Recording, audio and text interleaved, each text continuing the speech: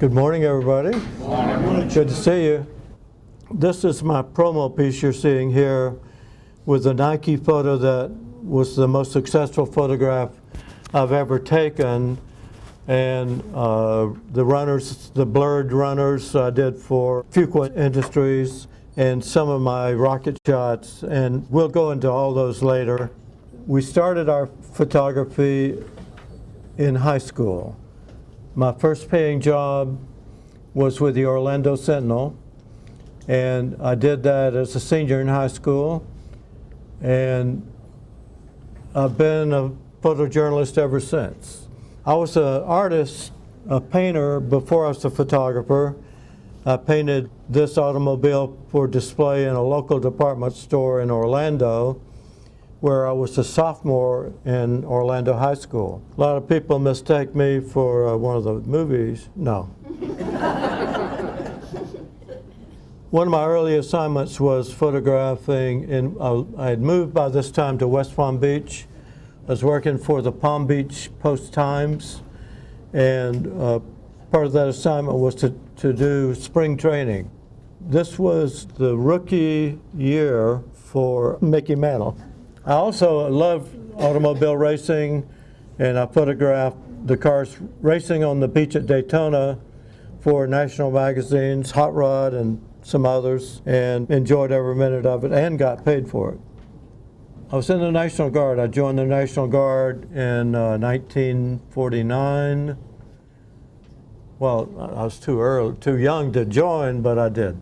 As soon as they found out that I was a photographer, they started using my services as promotional material for the National Guard. As a benefit of that, the commanding general, General Macmillan, was head of the IRS in Jacksonville, Florida. Working in a studio in West Palm Beach, he called and asked if I would do a portrait for him, and we hit it off pretty well.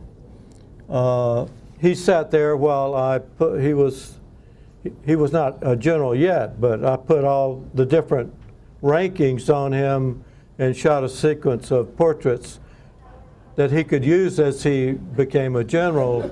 Okay, we entered my career at Cape Canaveral, and I spent 12 years there as one of the official photographers. The government had a staff involved in photography, engineering photography, photographic processing, documentary photography, all the different departments, was about 150 people. And that's a pretty big photographic operation. I was living in Miami, and I decided that when I was reading in the paper all these testings going on at Cape Canaveral, I decided that I wanted to be a part of that. So I moved to Melbourne, which is close to the Cape, and took a job there in a photographic studio, and every month I went out and applied for a position as staff photographer at Cape Canaveral, and it took me 6 or 7 months, but they finally got tired of me and hired me, and I was there for 12 years. This is America's first attempt at putting up a satellite. Pretty small rocket, but 100 feet tall. After 3 or 4 disastrous failures, ending kind of like that, Von Braun is on the line to Washington, D.C., talking to the right people, saying, "You give me 2 weeks, I'll have a satellite up."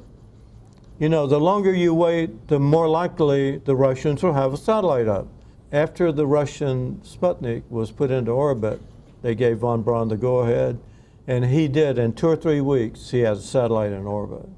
Put together, I might add, by sergeants working for the Army, buying parts from places like Radio Shack. Seriously. They didn't have any budget to put a satellite together, but they did it, and it worked. This is me just a few weeks ago. I photographed all my pre-launch photos. By the way, I did about 100 launches in 1 year. and that means 2 a week. And I should add attempted launches. Not every launch that counted down to -5 launched. Quite often we would be ready for it to go with our fingers on the button, and it would not happen. All my pre-launch photos were photographed on 8x10 film. My launch photos were shot, in the early days, shot on 4x5 film with a 1,000mm lens, which I'll show you later.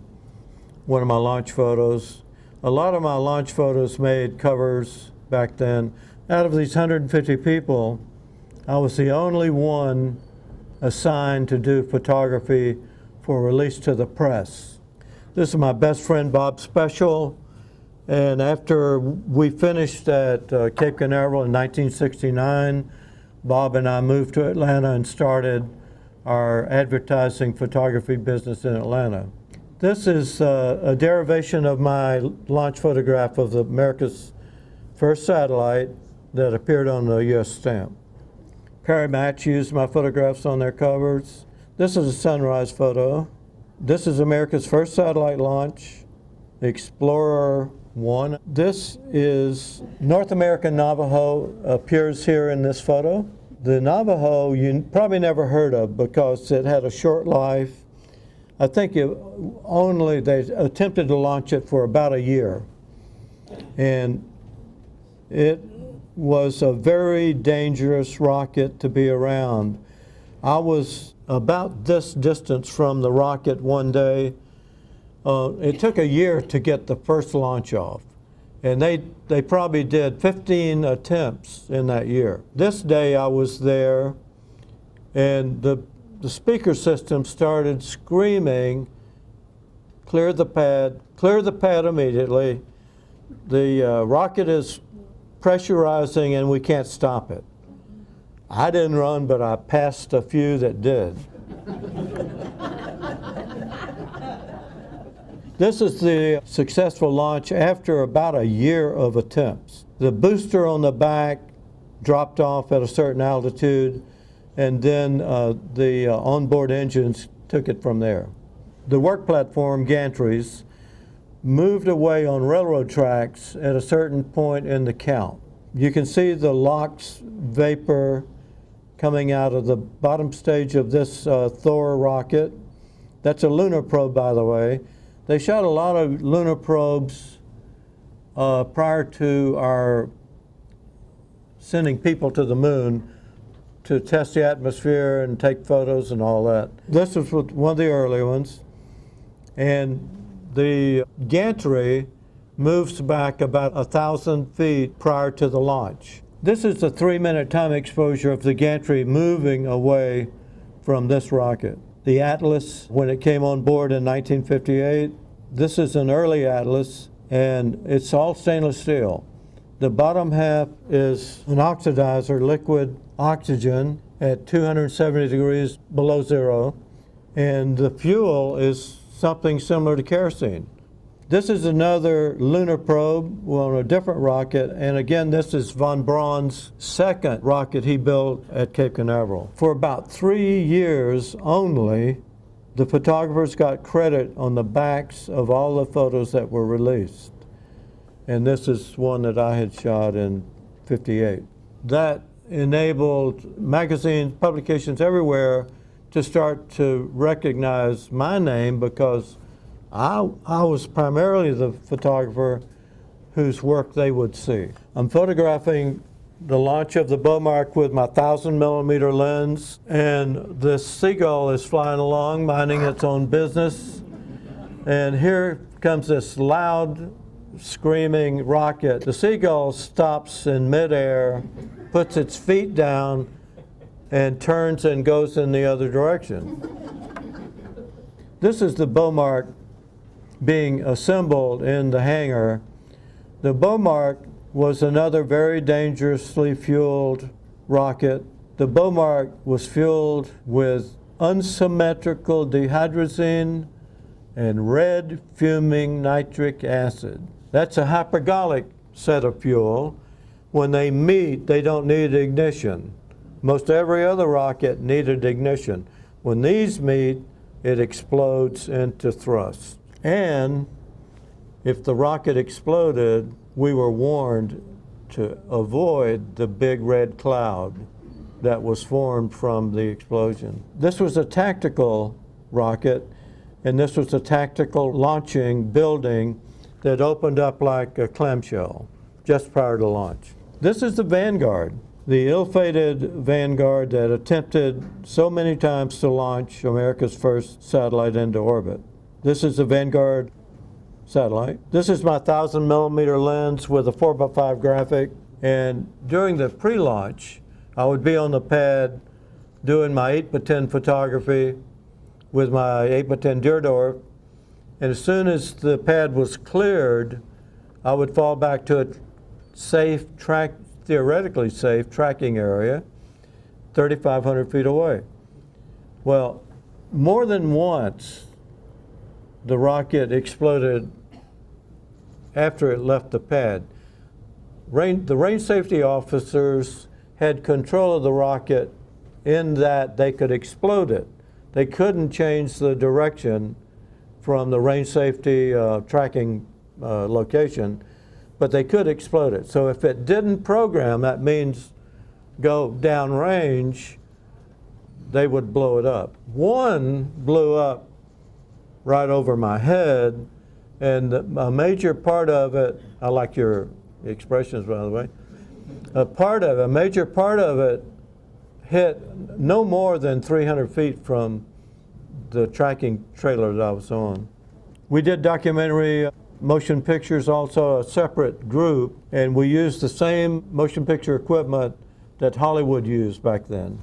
This was one of von Braun's rockets, the Juno, and it's being prepared for launch, and this is liquid oxygen vapor on the ground and being trailed off in the air. If we wanted, for a night launch, we could order as many searchlights as we felt necessary to illuminate the launch up to whatever height was required. Sometimes we'd have 24 searchlights like these on the pad. These are our platforms, the photographers' platforms. They're 50 feet tall, and they could be ordered prior to any launch, placed wherever they were needed as long as it's in a safe position. We could do pre-launch photos from there. We could set up remotely operated cameras, which we always did. We might have 6 or 8 of those around the pad too, within the perimeter of the pad, sometimes as close as 300 feet. I photographed the nuclear sub from a helicopter. In just a few days, it launched America's first Polaris from underwater. National Geographic had asked me to take a day off from government work and shoot for them.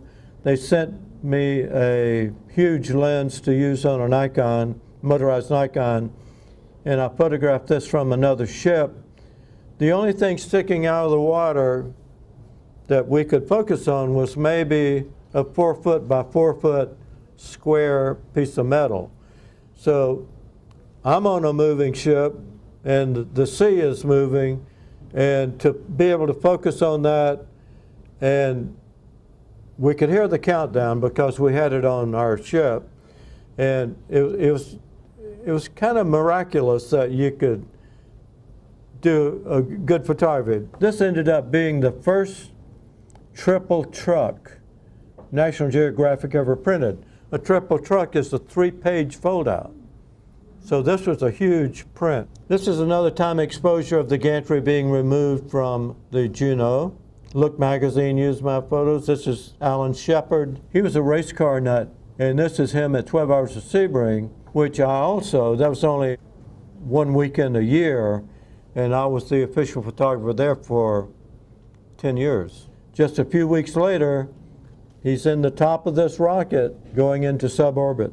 This is John Glenn. These are all photographers. Some are motion picture, some are still. Each astronaut had a lot of photographic coverage, as you were able to see on TV.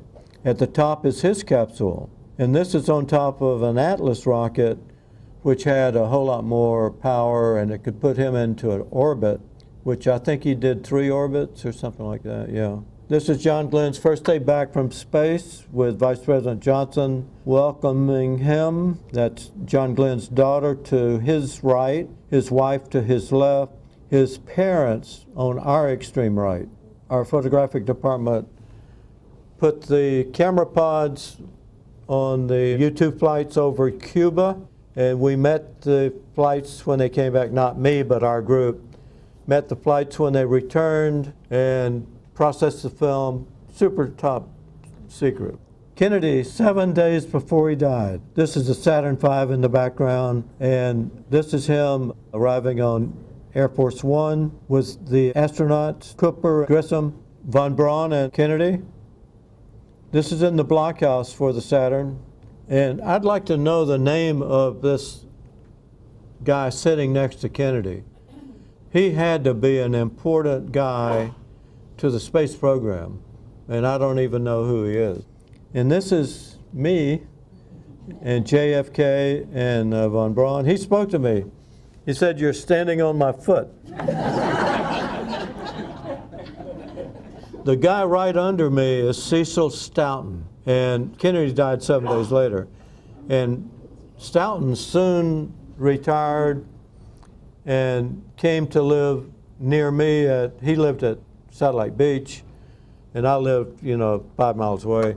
And we went to photography groups together, and we got to be really good friends. But a year before he died, he called me and he said, "Chuck," he said, "I never told you the story about Dallas." I said, "No." And he said, "I was in the fifth car behind JFK, and I heard the shots, but I was too far back to see the damage that was done. But I just stood there and watched what was happening. I saw all the Secret Service run to JFK's car, and 2 stay, and the rest go to Johnson. I knew Johnson was our president." At the top of the dark vertical part of this building on the right, at the very top, there's a little dot. That's me. IBM had the instrumentation package on this rocket, and they hired me to go up with a super wide Hasselblad, hang my elbows over the side, 520 feet up, without an assistant to hold my ankles, hold my elbows over the side and shoot straight down as this came out of the building. It was the most difficult photograph I've ever had to make. This is the view I got for IBM. That was used in newspapers and magazines all over the United States. I made more money that day than I'd ever made in my life. This is the view from a helicopter, not taken by me, but just to give you an idea. That building is huge. At the time it was built, it's the largest building in the world, volume-wise. I took this photograph from a helicopter, and that's a solid rocket, Titan. When we had a rise in the terrain, our tracking people would find it, and if it was near enough to the launch site, we would use that. Otherwise, we would have trailers, these big 18-wheel type trailers, brought in for us to set up on. Cape Canaveral was pretty doggone flat, and we needed some elevation to get a view. This is the cover of my book that I'll be selling today. This was taken from Cocoa Beach, 25 miles away, from the roof of the astronauts' Cape Colony Inn. If you've been to Cocoa Beach, the Cape Colony Inn was built by the 7 original astronauts. Life magazine contracted with NASA's agreement with the 7 original astronauts to pay them $10 million for their exclusive stories for a certain period of time. Well, they invested part of that money in building a big motel in Cocoa Beach. This is a trailer, like I mentioned before, that we would do our tracking from if we couldn't find some elevation. 1969 found me in Atlanta, and my first client was Fuqua Industries. And I did their annual report that year, and I did it every year after that for 17 years. Got to know J.B. Fuqua quite well. When we met at photographers' meetings, when we first came to Atlanta, all the other photographers said, well, you need to call on Coke, because Coke uses everybody. They'll give you a chance no matter how terrible you may be. They will try you, and then they may not ever use you again. So I called on Coke, showed them my missile photography, and they said, you know, we can see ability and creativity, but none of these products are anything that we are involved in. But we would like to give you a chance to shoot for our first calendar. So they said, if you'd like to try for this, we're not going to pay you to do it initially, but we'll give you a list of 20 or a couple of dozen ideas, and if you want to go out and photograph those on 35 millimeter, bring them in to us in 2 or 3 weeks. Don't use any professional models unless you pay for them. We're not paying for models. We're not paying for anything. But if you want to submit your photos, we'll consider them for our first calendar. And this was in '69, it was for the '70 calendar. And they print 6 million copies of that calendar, and they pay a lot of money. So naturally, I wanted to do that. So I went out and used my relatives and friends as models. This is my brother in the photograph there, and his girlfriend, and I don't know who the kid is. But when I went to Alfa Romeo and I said, I'm shooting for Coca-Cola, they said, sure, you can use the car. So they let me use the Alfa Romeo convertible. I shot 2 carousels full, 80 photos in each one. I took them in a couple of weeks to the art director that happened to be there that day. They had 7 art directors. And I showed them to him, and he said, can you leave them? I want everybody else to see them. So he calls me back in 2 days, and he says, Chuck, they had told me, if we like what you shoot, then we'll assign you to go out and shoot them on large format film, 4x5 or 8x10 film with professional models. So they called me back and they said, if you can get releases, we're going to use your 35 millimeter slides for every month in the next year's calendar. So I was able to get releases, and they used every one of my pictures in the '70 calendar. And then I did it again in '72 with Carl Slaughter. I don't know if you ever worked with him, a graduate of Yale School of Art, who Coke thought was a genius art director, and probably was, but he taught me more about photography than any other one person. So Carl and I did the '72 calendar. In 1971, the Apollo 14 was being launched. Life magazine hired me to go down from Atlanta to photograph the VIP area for the launch. And you can see here is Kissinger, Spiro Agnew, Kirk Douglas, Neil Armstrong, and the guy in the dark glasses and dark hat, he's got to be a Russian. He's got to be, you know, whatever I started to say CIA, but that's ours, isn't it? Jimmy Carter announced that he was running for the presidency of the United States, and Fortune magazine hired me to go photograph him, do a series of portraits, and you can't see it, but behind him is the gold dome of the Capitol. I took my assistant with me so that I could be seen photographing a future president, and there's Jody Powell in the background. This is the '72 calendar, and just one of the shots I'm going to show you, shot on 8x10 film with Carl Slaughter telling me every move. J.B. Fuqua on the left, and Carl Sanders on the right, shot for Fortune magazine. Carl Sanders was president of Fuqua Industries at that time. He and J.B. Fuqua were big buddies, both of them from Augusta. This is J.B. Fuqua, the day he almost killed me. We were in another snowy area with snow about up to my hip. And I'm standing on a small stump, and I've asked him to come as close to me as he can at high speed because I want action. He comes almost too close. He misses me, but it scared him and me. At 3 different times in my career in Atlanta, Coke was my main client. Corporate clients for photographers are only as good as the coordinator that's hiring you.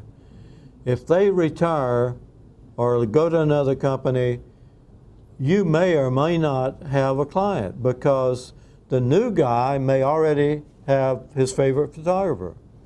They're not in that business if they haven't already been using photographers. This looks simple, but it's not, is it? Orkin was a major client of mine at one time. This is the basement of the house that I lived in then and live in now. The art director is the guy in the outfit. He built termite tunnels out of modeling clay on the walls of my basement for this shot, and this billboard was used all over the country. 10 years later, I had a termite inspector come in and he went crazy. Graniteville was another client of mine. Graniteville was the largest producer of blue denim in the world at one time. So I did their annual report for a number of years, and my suggestion was they're always looking for a new way to show their product, and I suggested doing a wedding dress. And we shot this at Stone Mountain. TV Guide hired me to do a story on Last of the Bells for TV Guide. I had photographed Hollywood movie sets before, and I'm always being shushed and told to stay back, and you know, I'm the lowest guy on the totem pole on the set. And when you shoot for TV Guide, it's like you're walking on water. I was invited, not only was I allowed to stand anywhere I wanted, I was invited to the parties after the shooting every day. I could even go to the screening of the takes every day if I wanted to. I was treated like a celebrity myself. So if you can, work for TV Guide if you go to a movie set. Willie Mosconi, one of the greatest pool shooters ever. He sold his company to Fuqua Industries, and then they kept him on as spokesperson for their products. Willie and I showed up every February in Chicago at the International Sporting Goods Show, and Willie was no more popular in the evening than me. Quite often, Willie and I would end up at dinner together because nobody invited us to dinner with them, you know.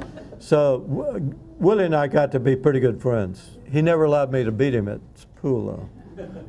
The 8-pack of Coke looks like a simple thing. It's very, very difficult. Every bottle in there has a different dilution. I shouldn't be telling you this, but it's got a different dilution of water. Of course, it's not consumable, but we had to dilute that, shoot a test shot, take it over to Coke many times before we got it right. Popular Mechanics built the little greenhouse for us to photograph. Snapper was one of my clients, and one of my very best friends is the guy with the chauffeur hat, and I'm on the extreme right, and 2 professional models are next to me. The art director is on the extreme left. It takes this many people to do an ad. Here's the way it looked. No, he doesn't want to go to the ball. He wants to mow on the snapper. I was the official photographer at the Jackie Gleason Inverary Open in Fort Lauderdale. I was the only photographer allowed in the president's entourage, President Ford. He played with Jack Nicklaus, and I got this great shot of them together. I had a darkroom person with me, and we set up a darkroom at the golf course, and my job was to give out black and white glossy prints to the press because only myself and the president's personal photographer were allowed close to the president. Fuqua Industries also owned Thunderbird boats, and this is Key Biscayne. By the time this made this in print, the lighthouse was lit. An artist was able to light it. Time magazine hired me to do a series of North Georgia photographs, and this is the old Saltee store. I bet everybody's seen it, right? In Saltee. It's different now. Somebody, a new owner, they took away most of that junk out there, which I think ruins it. An annual report for a paper manufacturing company in Arkansas. This was part of my most famous photograph. I was on assignment for Runner magazine, and they chose to use the crop version of the Peachtree Road Race in 1978. This is the full version of it, and this is the way Nike chose to use it starting in January. That was the December 78 issue of Runner, and in January, Nike got in touch with me and bought rights to make posters, and they did 25,000 posters, and no more than a month later, they called me back. They'd sold those. They wanted to do 25,000 more. Last year, I got a check from Nike. 30 years later, they're still using that photograph. They used it in Buckhead, at the Nike store in Buckhead last year. The most profitable photograph I've ever made. This was a 15th of a second exposure for Fuqua Industries at a bicycle race, another version of it. I also had clients in Puerto Rico for 15 years, and this is Banco Popular and a dentist. She won't be happy long. Runner magazine was my client for a number of years. This is Marty LaCory.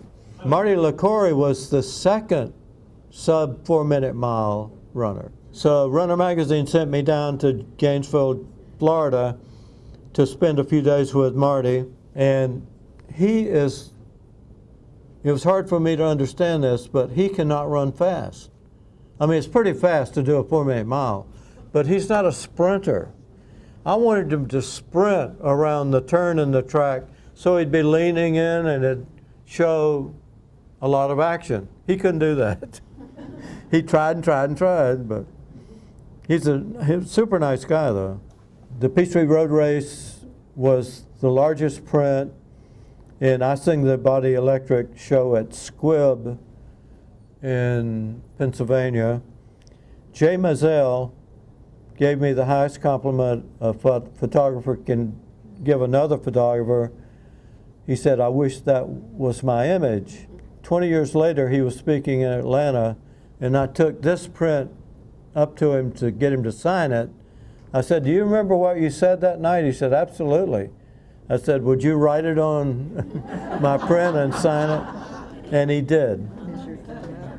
Coke, as I said, was my main client. This was a booklet they printed to introduce bottlers to their new signage. This is the old signage. And the booklet created a crescendo of confusion of the little guy in the background over the number of types of Coke signs that were in the landscapes. So Coke sought to replace it with this. They sent Carl Slaughter and I to San Francisco, to Tiburon, the San Francisco Yacht Club. We had a sign company standing by to erect this sign in the bay in San Francisco Yacht Club. We had Delta flying the sign out. The first one made in St. Louis was being sent to us in San Francisco. We had the sign company to meet the flight to pick it up. Somehow the 700-pound sign got lost. We're staying at the Mark Hopkins. Carl and I called in Coke and said they can't find the sign. We went out on Sunday, supposed to start shooting on Monday. We called in on Monday and said, they can't find the sign. Stay where you are. We'll work it out, don't worry. So the next day we called back, no sign yet. We stayed out the whole week on day rate. And I know how much I was making. I have no idea what Carl was making. But we finally were told to come back to Atlanta. They never did find the sign. They made another sign, sent it to my parking lot behind my studio in Atlanta. We erected it. We had emulsion stripping back then.